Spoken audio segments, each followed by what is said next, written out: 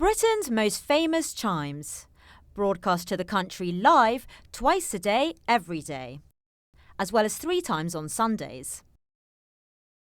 The bells and the clock itself have mattered hugely to generations of people over the years. The bongs are one of the most recognised sounds around the world.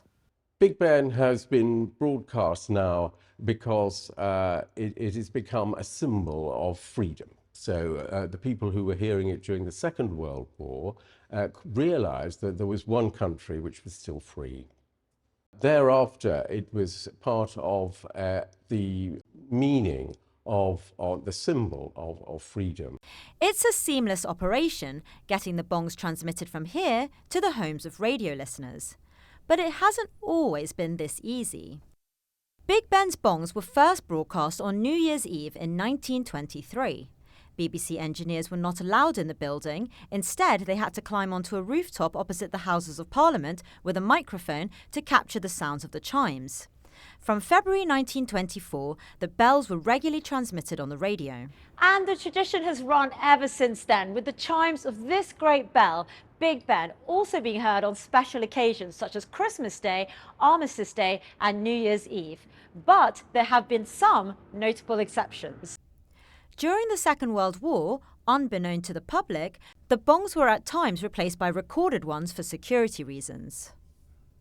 In 2017, the chimes on Radio 4 were silenced again, with a recording used instead. That was due to major restoration work taking place on the Elizabeth Tower, which houses the clock and bells. It was important in order that we could restore the building for future generations.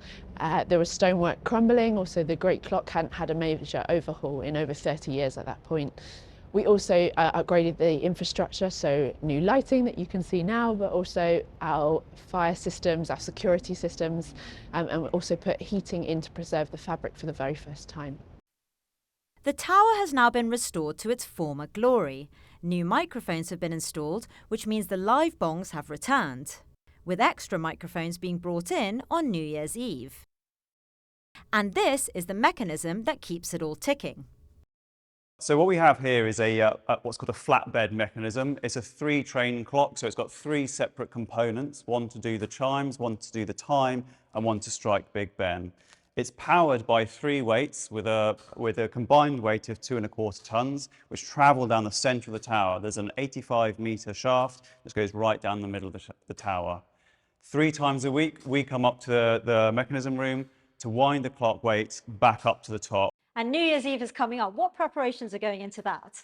We will be here on the day, making sure that the clock is running precisely to time. We'll be taking time checks throughout the day and making small adjustments to the pendulum just to make sure that that midnight happens exactly when everyone is expecting it to. The iconic bells will be broadcast around the world again at midnight, with the sound of 12 chimes signalling the start of the new year.